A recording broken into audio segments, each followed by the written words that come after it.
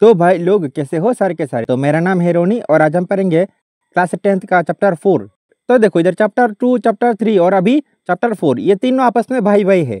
जैसे कि चैप्टर 2 में था लीनियर इक्वेशन, चैप्टर 3 में था लीनियर इक्वेशन इन 2 वेरिएबल और अभी इससे चैप्टर 4 में है क्वाड्रेटिक इक्वेशन।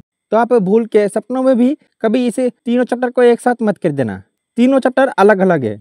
जैसे कि देखो तो लीनियर इक्वेशन में हमें इस तरीके का इक्वेशन मिलता था, सिर्फ जिधर पे एक ही वेरिएबल है वो है एक्स। वैसे ही लीनियर इक्वेशन इन 2 वेरिएबल में हमें इस तरीके का लीनियर इक्वेशन मिलता था, जिधर पे क्योंकि इधर नाम में ही 2 वेरिएबल है तो हमें 2 वेरिएबल मिलता था, एक्स और वाई। वैसे ही क्वाड्रेटिक इक्वेशन इस तरीके से होता है, जिधर पे वेरिएबल तो एक्स ही है लेकिन देखे तो इधर एक्स के पावर में 1 है और एक्स के पावर में स्क्वायर जरूर होगा। तो अभी इस क्वाड्रेटिक इक्वेशन को और अच्छे से समझते हैं इसका एक्सरसाइज 4.1 से। जैसे कि अगर आप देखें तो इधर बताया गया है check whether the following are quadratic equation. तो इधर पहले पार्ट में देखो तो ये वाला दिया है, ये क्वाड्रेटिक इक्वेशन है कि नहीं ये हमें बताना पड़ेगा। तो क्वाड्रेटिक इक्वेशन कैसा होता है, मैंने बताया था कि ये इस तरीके का होता है जिधर पे एक्स के पावर में स्क्वायर होगा और एक्स खाली भी होगा। तो इधर इस पहले पार्ट के आंसर में लिख सकते हैं given x plus y whole square equal to 2 into x minus 3, और इस एक्स प्लस 1 होल स्क्वायर को तोड़ेंगे तो पहले तो एक्स का स्क्वायर प्लस 2 इंटू पहला नंबर जो कि है एक्स इंटू दूसरा नंबर जो कि है 1 प्लस दूसरे नंबर का square equal to x square plus ये वाला हो जाएगा 2x, और इसे 2x को इधर ले आएंगे तो माइनस 2x, और प्लस इधर में 1 स्क्वायर मतलब कि 1, और ये वाला माइनस 2 इंटू 3 इधर आके हो जाएगा प्लस 2 इंटू 3 इक्वल टू 0, और एक्स स्क्वायर तो एज इट इज, और ये प्लस 2 माइनस 2 कैंसिल आउट, और 3 इंटू 2 6, और इसके साथ 1 ऐड करेंगे तो 7 इक्वल टू 0, और इसको लिख सकते हैं x square plus 0 into x plus 7 equal to 0, क्योंकि 0 इंटू एक्स तो 0 ही है।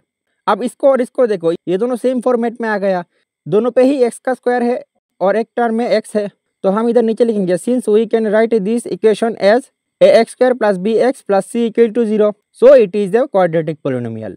वैसे सेम टू सेम इसके पार्ट 2 करोगे तो यह भी क्वाड्रेटिक पॉलिनोमियल होगा, लेकिन इसके पार्ट 3 को देखे तो इधर पार्ट 3 के आंसर में पहले लिखेंगे given x minus 2 into x plus 1 equal to x minus 1 into x plus 3, और इधर पे एक्स इंटू एक्स होगा एक्स स्क्वायर, एक्स इंटू 1 होगा एक्स, माइनस 2 इंटू एक्स होगा माइनस 2x, और माइनस 2 इंटू 1 होगा minus 2 equal to x into x होगा x square, वैसे ही एक्स इंटू 3 होगा 3x, और माइनस 1 इंटू एक्स होगा माइनस एक्स, और माइनस 1 इंटू 3 होगा माइनस 3, और एक्स स्क्वायर तो एज इट इज, और इस एक्स स्क्वायर को इधर लेंगे तो माइनस एक्स स्क्वायर, फिर एक्स से 2x माइनस करेंगे तो माइनस एक्स, और इस 3x को इधर लेंगे तो माइनस 3x, और इस x को इधर लाएंगे तो प्लस एक्स, और इधर पे माइनस 2 तो एज इट इज, और इस माइनस 3 को इधर लेंगे तो plus 3 equal to 0, x square cancel out, वैसे ही देखे तो minus x plus x cancel out तो बचेगा माइनस 3x, और फिर माइनस 2 प्लस 3 तो होगा 1 इक्वल टू 0।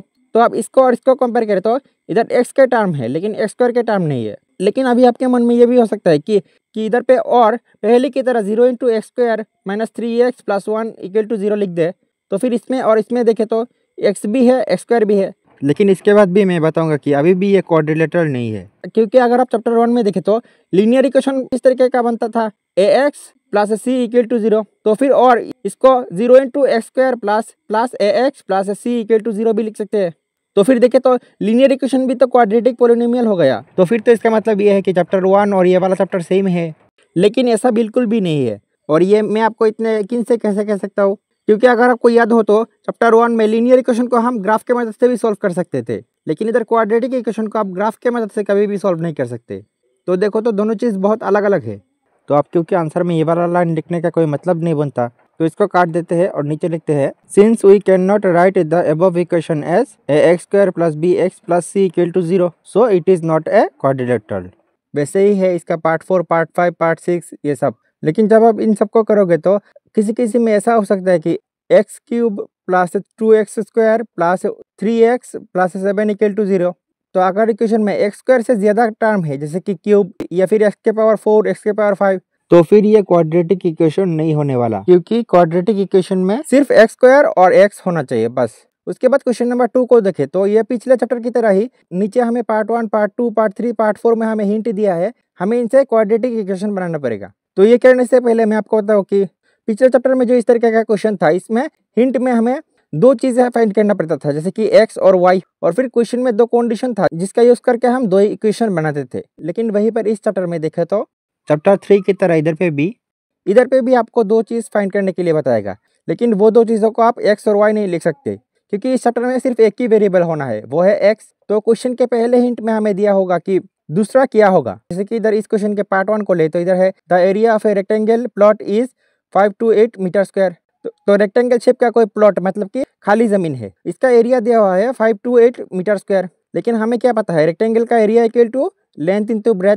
तो इधर क्वेश्चन के सेकंड पार्ट में दिया है the length of the plot is 1 more than the twice of the breadth. तो अगर इस रेक्टेंगल का ब्रेथ को हम x ले तो लेंथ क्या होगा, ट्वाइस ऑफ ब्रेथ। तो इधर पे ब्रेथ x है तो 2x और इससे 1 more। तो इसके आंसर में लिखेंगे let the breadth of the rectangle is x। तो length of rectangle equal to 2x plus उससे एक ज्यादा। उसके बाद नेक्स्ट स्टेप होगा अकॉर्डिंग टू क्वेश्चन में क्या था कि the area of a rectangle plot is 5 to 8 metre square. और हमें पता है इस रेक्टेंगल का area equal to length into breadth. तो लेंथ है x इंटू ब्रेथ है 2x + 1 इक्वल टू क्वेश्चन में एरिया दिया हुआ है 5 to 8।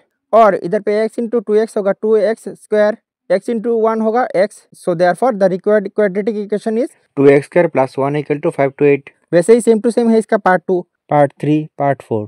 बस पहले आप ये सोचो कि इसमें x क्या होगा और उस x से बाकी चीज़ों का रिलेशन क्या है।